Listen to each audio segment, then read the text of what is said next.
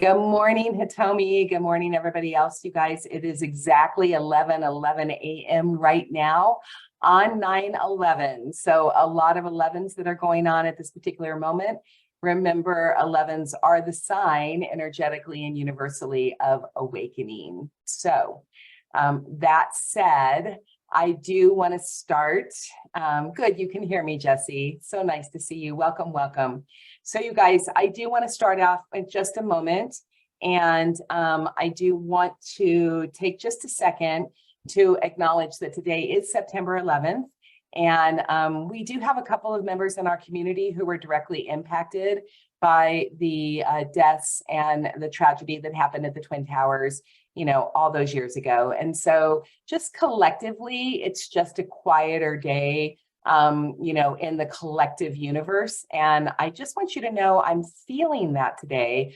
I'm definitely feeling much more of the collective energy of the day, and also just kind of the remembrance and remembering where I was and my son was little, and just that feeling, just those things that mark times in our history that were deep, deep sadness for us. And I just energetically am having a quieter day today. I'm not upset. I'm not, it's just a feeling. And I'm just trying to get in touch with my feelings today. And I'm knowing that it is just energetically, it's a little bit lower, a little bit slower, a little bit, my life feels a little bit on a simmer right now. So with that regards, I just want to talk to you guys and just say, every Magic Monday is different. Everything is energy and we move with the energy. So we are just going to roll with the energy of today. Okay. And if anybody else is feeling this quieter, simmering, maybe a little bit sleepier, tired, reflective energy of the day, just know that I am with you. Okay. Okay. So let's go ahead and get started. I want to talk to you guys today on Magic Mondays. So welcome, welcome, welcome to Magic Mondays. My name is Jen Cushman. I'm an empathic intuitive and an energy worker and a master practitioner of neurolinguistic programming, mental emotional release, and hypnotherapy. So that's who I am. And I'm just saying that for the replay people, because everybody is here right now knows exactly who I am, and you guys are part of my community. So thank you, Susan, for being here, Jesse, Hitomi, everybody else who's showing up today. I just really, really appreciate you today. And my heart really is, like I said, where my heart space is today, my heart space goes out for everybody who's here. Okay, good. Okay, I'm going to take a big deep breath, and I'm just going to click into my energy right now. I've cleared my space. I did space clearing yesterday, and I have my incense going. I have my white sage incense going right now, which just smells so good. But I'm going to just dip in, and I'm going to take a deep breath or two, okay? And I'm just going to put my energy in so I can get started on the Love and Learn topic. Okay, one more. If you guys want to do it with me, the deep breathing is so great. It engages your parasympathetic nervous system, gets you out of fight or flight, and gets you into a nice, calm, centered state. Awesome. Okay, you guys. What I want to talk about today is I want to talk about boundaries again. And actually what I want to do is I want to do this as a part 2 of last week's Love and Learn, where we talked about what are healthy boundaries. You hear it all the time, right? We need to set boundaries. You have to set boundaries, breaking your boundaries, following your boundaries, letting people hit your boundaries.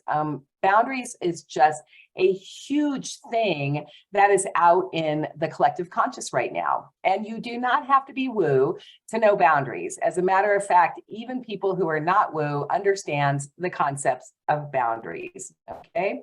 Now, you may be like me, where you grew up in a family where boundaries were not really discussed, weren't necessarily taught, wasn't really in the radar way back then. So you might also be like me, where you've needed to learn to develop, understand what healthy boundaries are, and then to develop the skill of having healthy boundaries. Okay. So I have to tell you, I know I've talked about my childhood, my other things in the past. One of the things I do want to say right now is that my parents were really loving parents. They really were doing the best they could with the resources that they had and the cultural conditioning and the programming and all the stuff they had. They were really, really loving, kind parents. And, did they give me some programming that it's taken me a while to undo and unravel? You bet it has. And I just want to also give honor to my parents today. Even though it's 9/11/11 and they weren't, that wasn't anything of them. I just want to it's a remembering and it's an honoring day to day. So for me, that's what the energy feels like. And I just want to honor that. Okay. So hi, Leilani. It's so nice to see you. It's been a while. And then Tammy, so nice to see you. And then please forgive me, you guys. I need to put my phone on Do Not Disturb. I forgot to do that. So let me do that right now. Okay, so back to the topic at hand.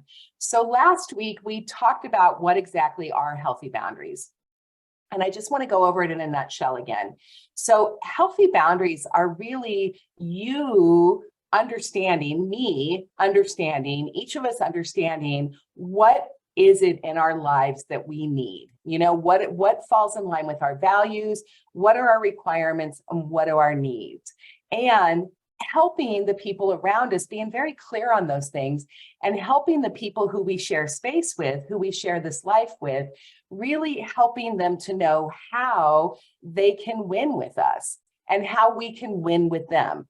And winning means how can we manage to navigate our lives together, our personalities together, our stuff together, our love together, all of those things. How do we manage to navigate that together in a way that can be generally peaceful, healthy, harmonious, loving, those kind of things, okay?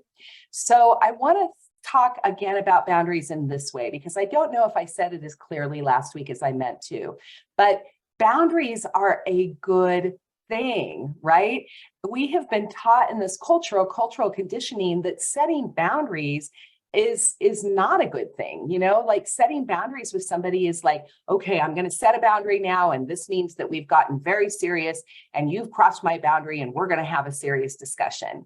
And, boundaries, like everything else, what I want us to do as our community is to celebrate boundaries. Okay. We celebrate this just like we celebrate when our stuff comes up, right? Just when we celebrate, when we know we've got emotional baggage, because when we can take these shadow things, right? Or we can take our triggers, or we can take anything that we're working on and we can celebrate them in our humanness and our divine, then we can reframe them and we can put a spin on them that just makes it so much easier and so much more palpable to look at, feel, handle, and do, okay?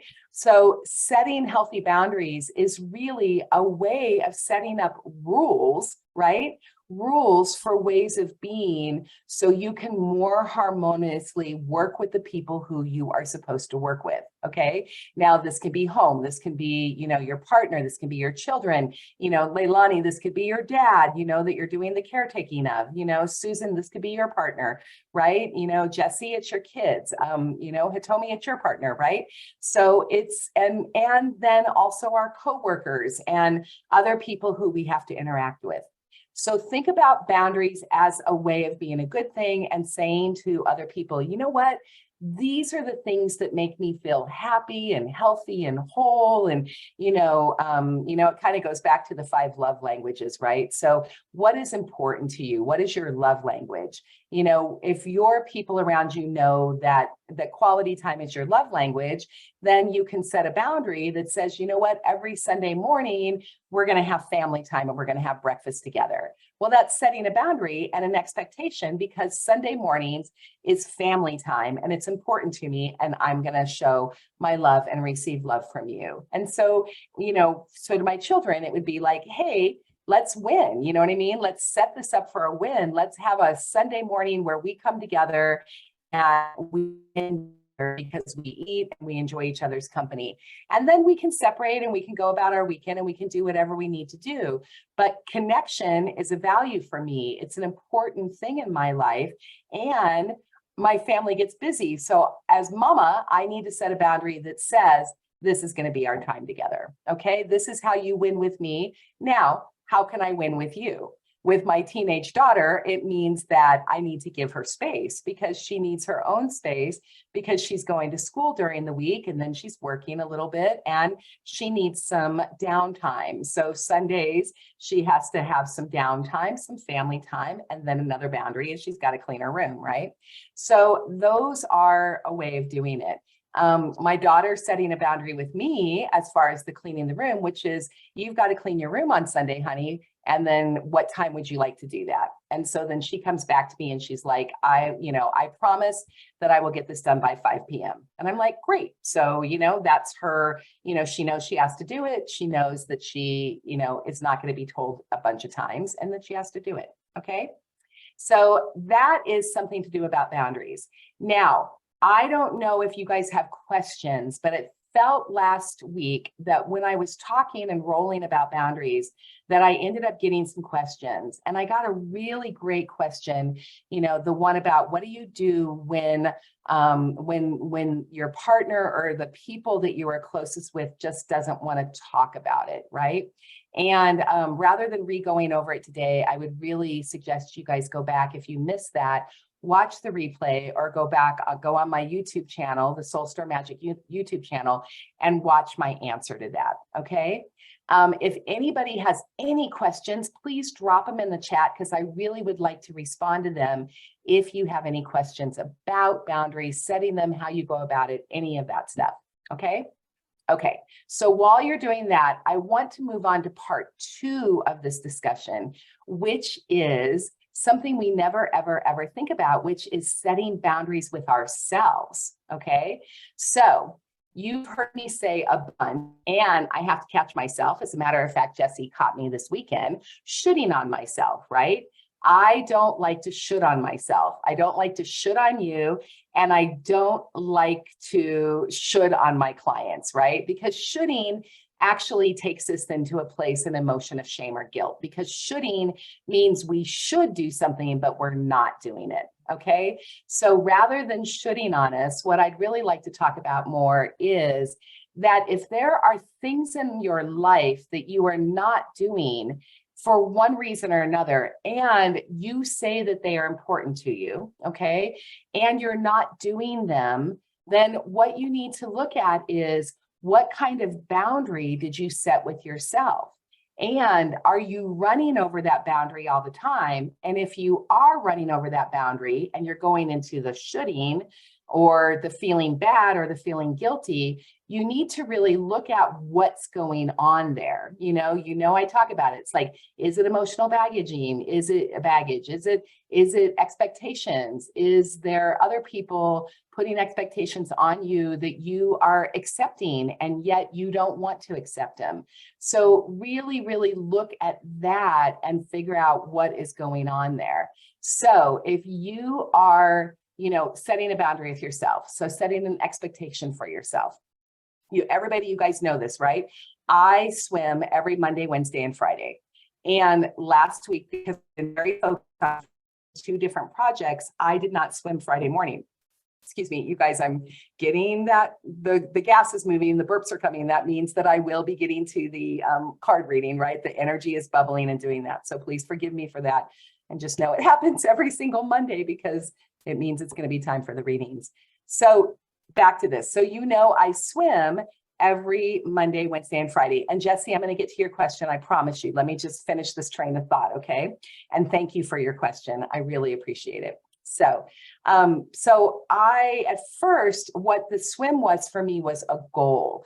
I wanted to get to the gym and get to the goal, because for me, swimming was a great form of exercise for me, something I love, something I used to do in high school when I was on the swim team and I was a lifeguard. And I wanted to get my body moving better and getting flexibility. So it was a goal of mine. And then when I didn't go to the gym, I was shitting on myself, right? So I was having things come up where, I just didn't feel like it, or I didn't want to get in the car because, for me, getting to the gym is, 30 minutes down the hill and then 30 minutes back and then an hour at the gym and then shower. So, going to the gym for me is a big deal. So there's mornings where I would just rather drink my coffee. And invariably, I didn't feel good in the afternoon. Friday, I didn't go because I really made the decision to finish some things up. And I got really low energy in the afternoon because I did not do my exercise. So I have set a boundary with myself. I don't necessarily call it a boundary, but I call it a non-negotiable.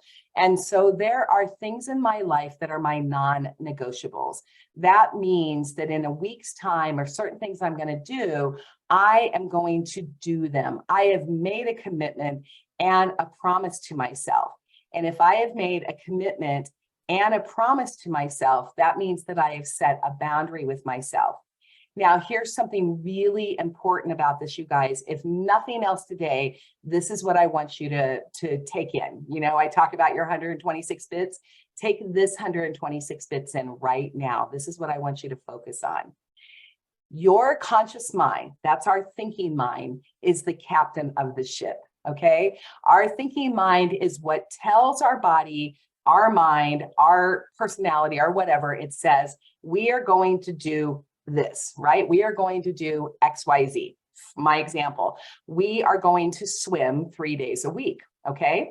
So then my unconscious mind, which runs the body, works in symbology, handles the emotions, you know, has a whole host of things that it does. The unconscious mind says, aye, Captain, that's what I do, right? Aye, Captain, let's go. Okay. Now, when you are clear, right, when you don't have emotional baggage or you don't have unresolved things going on, your unconscious mind and your conscious mind runs together. Captain says, let's go. Unconscious mind points the ship in the direction and boom, you just keep going. Okay. That's the way it happens. Okay. Okay. So let's say that you and your conscious mind is telling your unconscious mind, okay, mind, this is what we're going to do. We're going to go swim. And then it's a really cold day and you're sitting there. I'm taking this from my own personal things. It's a cold day. I'm sitting there with my coffee. It's really cozy. It's really nice. And really, I just want to sit. I just want to sit and skip my workout for the day because you know what? It's like, that means, oh, I got to put my coffee down. I got to go put on clothes. I got to go outside. My breath is, you know, I can see my breath in there. I may have to scrape the snow off my windshield, right? A whole host of things I have to do in order to get to the gym. So I may just skip it. So then let's say my conscious mind is like, oh, this coffee is so good. It's so warm. I'm just not going to go today. So then I'm telling my unconscious mind, you know what? It's really not that important to me. I'm going to just skip that today. You know, it's really not that important. And we're just, you know, whatever, it's okay. So then our unconscious mind, who is the one who steers the ship, goes, huh, okay, I guess this isn't that important to us. I guess we don't need to do that anymore, right? So I don't know, maybe she's lying to me, you know, maybe she just isn't really, you know, like she's not being completely truthful. I don't know, but let's do it. So then the unconscious mind, you know, starts going in and holding on to our stuff. It holds on to our baggage. And then our conscious mind and our unconscious mind are not moving together in the ship anymore. Okay. So I basically set a boundary with myself. I made a promise to myself and then I ran over it. And then I basically lied to myself and told my unconscious mind, you know what? Forget it. My exercise is really not that important to me. Okay. So the reason why it's important is because it's important that we look at our stuff. We look at our programming, we look at why we do things, you know. Now, I'm not saying, you know, it's okay. I mean, truthfully, if you really, really, really want to skip out on a workout every now and then, it's fine. Just tell your unconscious mind, right? Tell your unconscious mind, okay, look, you know, I know that we should be working out today, and I am making the conscious choice to not work out today because, you know, this is what we're doing and this is why we're doing it. And then when you give the unconscious mind a little bit of direction, it's like, okay, we're going to skip it today. You know, I'm just going to moor my dock right now. I'm going to turn the engines off and I'm just going to wait because I know that right now, I now understand why we're doing this. And I know that we're going to get back to it soon. Okay. So then I'm not lying to myself. I'm actually being very truthful to myself. And I'm saying why I want to do it. So think of your unconscious mind as a little kid, right? It's like, it's the thinking brain's the captain of the ship. The unconscious mind is the little kid. The little kid can't really control all of its impulses and everything else because it's a little kid. It's supposed to have impulses. It needs something to be able to say, okay, this is where we're supposed to go. Okay. Okay, so think about that now. So think about your boundaries and think about your boundaries for yourself, not just boundaries you set on other people. Okay? Okay, let me know if anyone has any questions on that one. And now, Jesse, I want to go back to your question, okay? And also to Susan really quick. Let me go to it. So Susan says, hi, Carolyn. Hi, Sharon. Let me say hi to you guys. So Susan says, your phrase celebrate boundaries is awesome, especially because I have set up boundaries with a neighbor. Yep. Congratulations, Susan. Celebrate boundaries. That's awesome. And then Jesse has a question that says, how do you know the difference between a healthy boundary I set and me putting unhealthy walls to avoid intimacy? Whew, that is a good question, my friend. That is a really, really, really good one. So putting up unhealthy walls to avoid intimacy. Okay. This is a tricky one, Jesse. It really, really is a tricky one, and it's a great question. And it takes a lot of awareness, okay? Self-awareness, knowing yourself, knowing who you are, and understanding your shadow, okay? So the difference between a healthy boundary and a coping mechanism, right, is a healthy boundary is when you know in your heart, when you can put your hand on your heart and it feels good. It feels right. It feels true. It feels strong. And that you are clear on your boundary and you are clear no matter what comes back at you of whoever you're setting the boundary with. Okay. So let's say you're setting a boundary. Let me see, what's an easy boundary? Gosh, I can't think of one right now, but let me just, I'm setting a boundary with my husband and it's something that we're going to do. And it's just like, here's a simple one, Jesse. Don't leave a towel on the floor. Okay. When you get out and you take a shower and you're done, hang the towel back. Okay. Because the towel needs to dry. I'm the one that does laundry. And, I don't want to have stinky towels in the laundry because then I have to put more stuff in or whatever, so here's my boundary of the towel. Okay. So let's say I go in, I've set this boundary. He very clearly knows he's supposed to hang up the towels. I go in to use the restroom and I see the towel on the floor, the towel on the floor, right? So if there's a minor irritation, just a minor one, just like whatever, then it's a healthy boundary because, it's just a minor irritation. I don't have a lot of baggage over it. I'm pretty clear with it. So at that point, I can choose one of two things. I can just pick the towel up, I can hang it over the shower, and then I can just walk out very clear and just be like, hey, you know what, you took the shower and the towel was on the ground and I don't know, it's no big deal, but just, try to remember, babe, in the future to please hang the towel up because it helps with the mold issue. And then whatever, I move on. It's not sticking with me, okay? Now, let's say I go in, I see the towel on the ground, and I am like just irritated. Like, why does he always do this? Remember last week, I talked about the word always. Always is a symptom. It is always not a symptom. It's a key word of baggage. When you use those, those always, never, those kind of statements, that is programming. Because does he really always leave the towel on the ground? No. In that moment, does it feel like he's always leaving the towel on the ground?